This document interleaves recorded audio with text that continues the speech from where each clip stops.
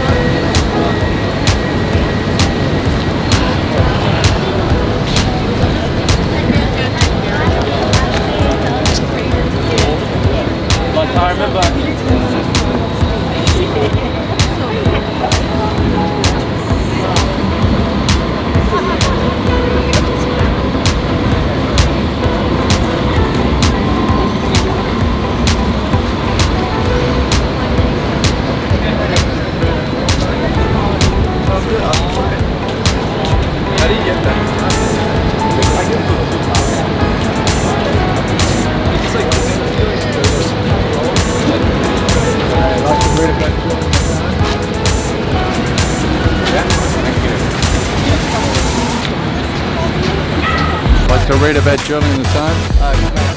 Yeah, please. Thank you. When I went, you'd like to read about Julian Assange? When I went to one of today, like to read about Julian Assange? Good on you. See, there's a couple of petitions online.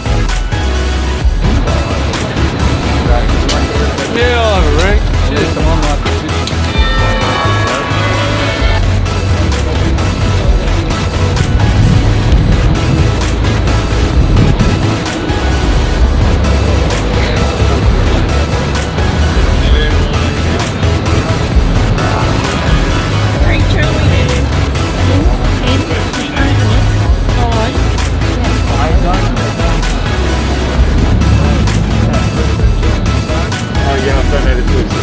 Yeah, and if you signed all these online petitions, it's good if you can do those.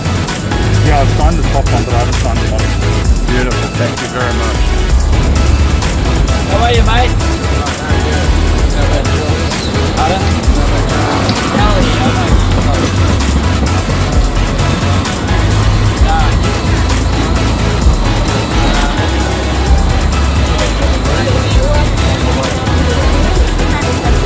Where is he now?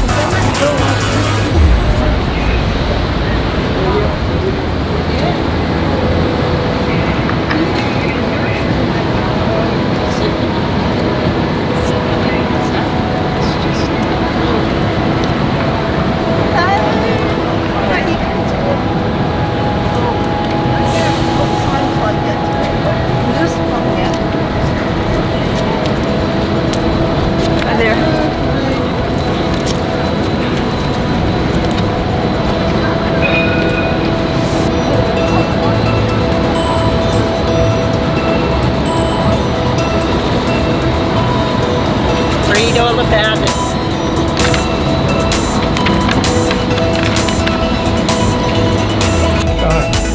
Color coordination. Red backstrap.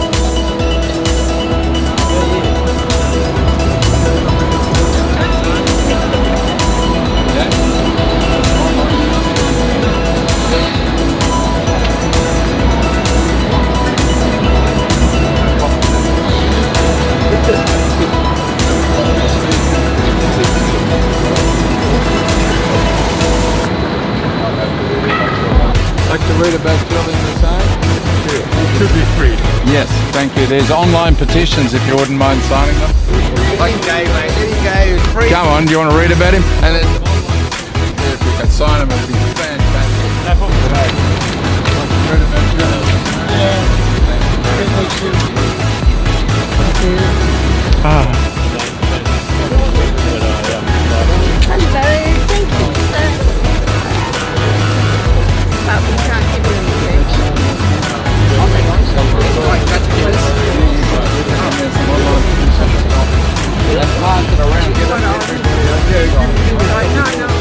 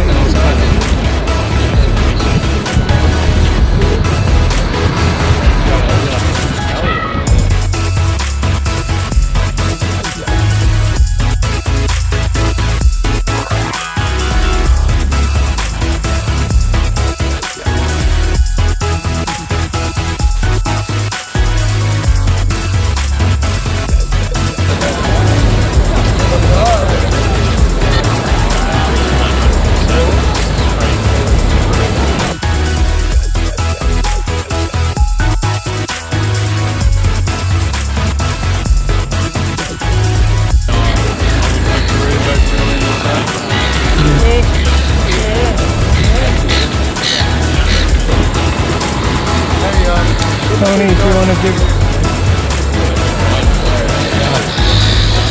Julian? Not a politician, I'd say.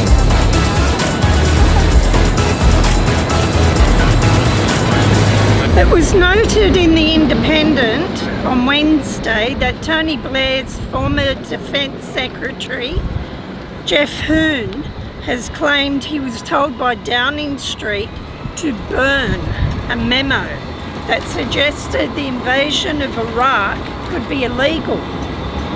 A petition started last week that asked for Tony Blair's knighthood to be revoked has reached over 1.1 million.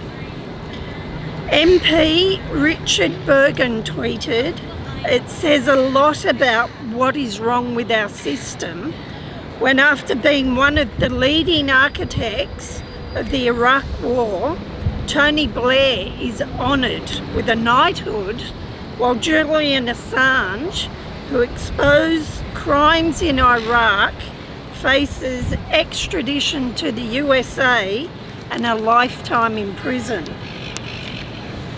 Stella Morris, Julian Assange's partner, wrote a few days ago that there's a COVID outbreak at Belmarsh Prison. The house block that Julian is in has been classed as an outbreak area. There's a lockdown and no association is permitted between prisoners. After years of being locked away, Julian is suffering from various health issues and has recently suffered a mini stroke. Doctors for Assange have warned the UK and Australian governments that Julian's mental and physical health has deteriorated to such a degree that if he isn't released from prison, he could die there. He won his court case and has continued to be locked up in Belmarsh Prison in the UK at the behest of the US government and agencies. Julian should be with his family, not locked up in a dank UK prison where COVID is rife. Julian was not given his winter clothing over the harsh UK winter last year. Let's hope he is at least dressed warmly while being deprived of his liberty. The imprisonment of Julian Assange is political, yet the leaders of the two major Australian political parties, the LNP and the ALP, continue to allow him to suffer at the hands of foreign powers without any real support. I wonder, is this just an act of cowardice on their part? If Julian were to succumb to COVID or any other health condition while in prison, there would be blood on the hands of the leaders of the Australian, US and UK government and agencies. There have been numerous polls which confirm the average Australian wants our leaders to take action to release Julian Assange from prison and for the US to drop the charges. Wake up, Australia! Free inmate, our mate, Julian Assange. Free Julian Assange! Free Julian Assange! Free Julian Assange! Inmate! Julian Assange! Inmate! Our mate! Julian Assange! Only one decision! No extradition! There is only one decision! No extradition. Free! Free! Julian Assange. Free! Free! Julian Assange. Thank you! So I had a little bit of time off over the Christmas break and I felt quite relaxed, not working at all, and I thought to myself, what's a different strategy I can try to help Julian? And because I was in such a good mood, I came up with the idea of trying to catch flies with honey. So I thought what I'd do is I would write a letter to Maurice Payne, the the foreign minister, and I would send her a gift, something that would have some personal relevance for her.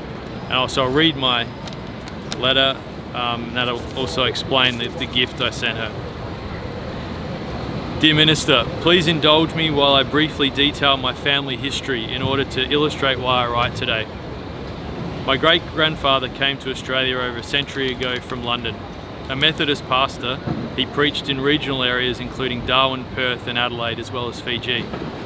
Through archival sources, I discovered that he advocated for an Indigenous court system, and in 1928 he publicly condemned police brutality against the Aboriginal population of Alice Springs after 17 Indigenous people were shot during the hunt for a murderer. In 1931, he said that our Aborigines are a national asset, a sentiment with which all Australians have come to agree. My grandfather served, as did your father, in the Second World War. He was captured in North Africa and spent time as a POW of both the Italians and the Germans.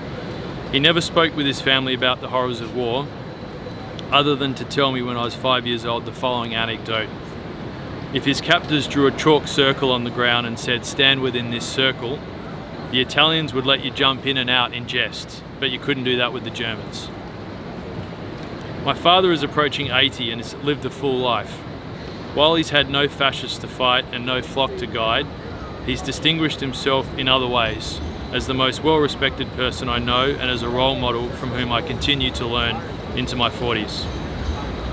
No doubt there are millions of interesting family histories around the country, all colouring the shared practices and beliefs that make up contemporary Australia. Having seen your eulogy for John Fahey, AC, I understand clearly that you were also lucky enough to have a strong mentor in life, and the importance of the beliefs he instilled in you was evident from your heartfelt address. The legacy of our antecedents is not just in our practices, it's also in our biology. Author Gabor Mate recognised that the victims of trauma can pass on its effects to their descendants. As one might expect, my beliefs are in the kinship of humanity and in the need to ensure that the preconditions for peace and stability around the world are supported by Australians. When we fail to meet these goals, we must honestly appraise where we went wrong in order to steer our country in the right direction and protect other families from the legacy of war we have seen. Just as my great-grandfather condemned the massacre in Alice Springs, I condemn the massacre in Al-Ishaqi district, Iraq, that took place on 15 March 2006. Coalition troops entered a home, handcuffed the occupants, and then executed all 10 family members present, 5 of them young children. Subsequent airstrikes destroyed the home, but not the evidence of the massacre, which was later documented at the local morgue. Observations about these events were made by the UN Special Rapporteur on extrajudicial summary or arbitrary executions in emails. We know about these observations because WikiLeaks published them, and the publications ultimately resulted in the withdrawal of foreign troops from sovereign Iraqi territory.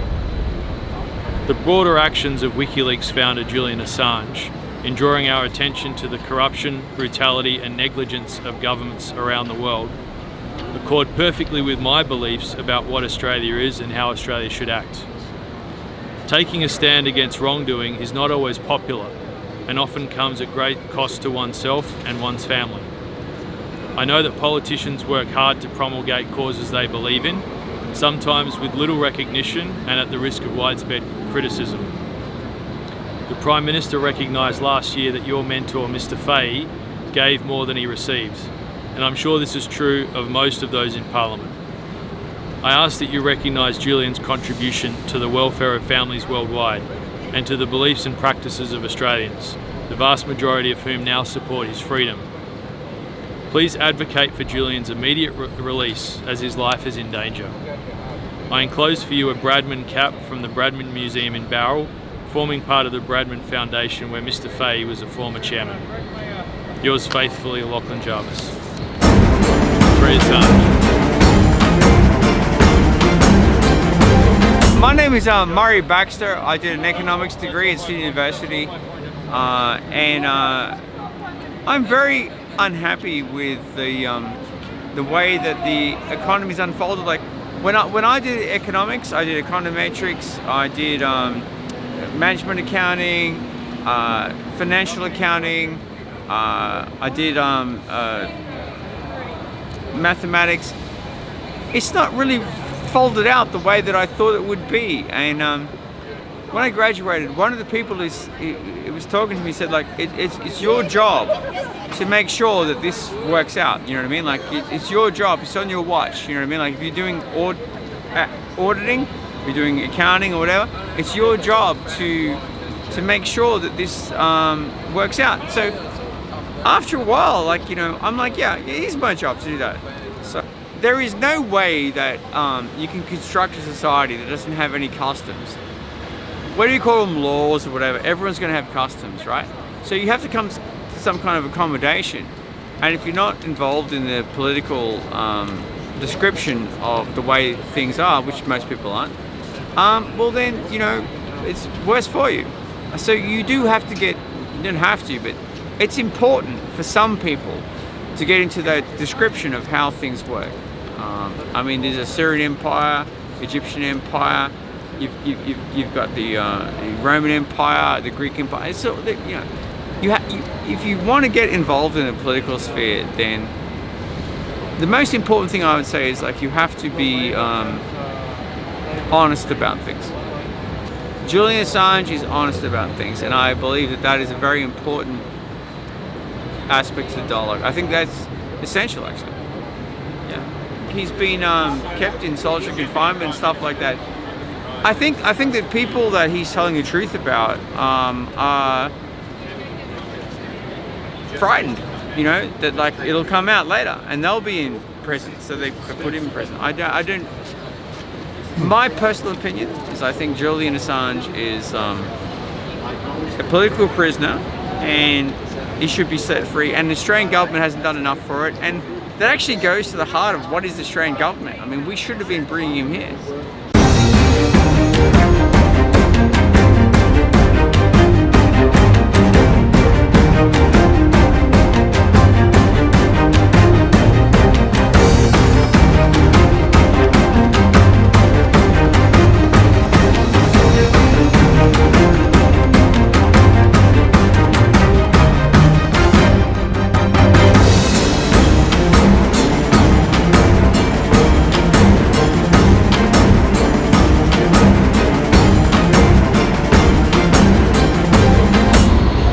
Welcome to the 112th Julian Assange Sydney Town Hall gathering. We are each here to do our part to free Julian from the persecution imposed on him by the forces of corruption. We are independent, self-directed individuals. We each bring unique value to the resistance to Julian's undemocratic torture and imprisonment. Every week we raise public awareness so that people are more able to act to bring about the change that is necessary to free Julian. If any Australian government over the last 11 years had an ounce of integrity or honesty, they would have done everything in their power to free Julian. Their silence is not an oversight. They are complicit in his political persecution because it suits those who pull their puppet strings. The majority of Australian people agree that Julian deserves diplomatic support from the Australian government. As people become increasingly aware that the media and our governments are in a corrupt partnership, solidarity with Julian is growing. Julian Assange has said, "Courage is contagious." The more that people have the courage to engage in free speech and learn the truth, the more that people engage in free speech and learn the truth. That is fundamentally why we are here every Friday. That is why we speak up. That is why we push ourselves to fight for Julian's freedom. Any truth that can be communicated is the property of humanity, all of humanity. The body of truth published by Julian Assange is the property of all of humanity. Humanity benefits when it is in possession of truthful information. The purpose of the mainstream media is to benefit those who wish to enslave humanity. The mainstream media publish to keep us ignorant. However, we are each responsible for our own knowledge. We must learn to throw off the influence of mainstream media for the sake of ourselves and humanity at large. The documents Julian published reveal that conspiracies are very real and that the media lie and omit the truth. Moreover, no one can credibly deny that something is very wrong if an innocent journalist like Julian can be arbitrarily detained for more than 11 years simply because he revealed the criminality of the US government. We need to act in ways that we can potentially bring about a better world. Each of us needs to know that we can make a difference. Democracy depends on individuals figuring out what the truth is and how best to respond to it. The contribution of the scientific journalism of Julian Assange is that the evidence it provides helps each of us figure out the truth. It is our democratic choice as to how we use that knowledge. Knowing that we live in a world dominated by false narratives, we can each try to use our unique abilities to communicate the truth. That's what Julian Assange did very well. A successful movement towards democracy must involve people being truthfully informed. Free journalism and free speech are essential for the widespread knowledge of the truth, and therefore free journalism and free speech are in the interest of the people. Our survival as free individuals depends on our willingness to act and speak in accordance with the truth. Through communication of the truth, we have the power to unite for our freedom and for the freedom of Julian Assange. Free Julian Assange!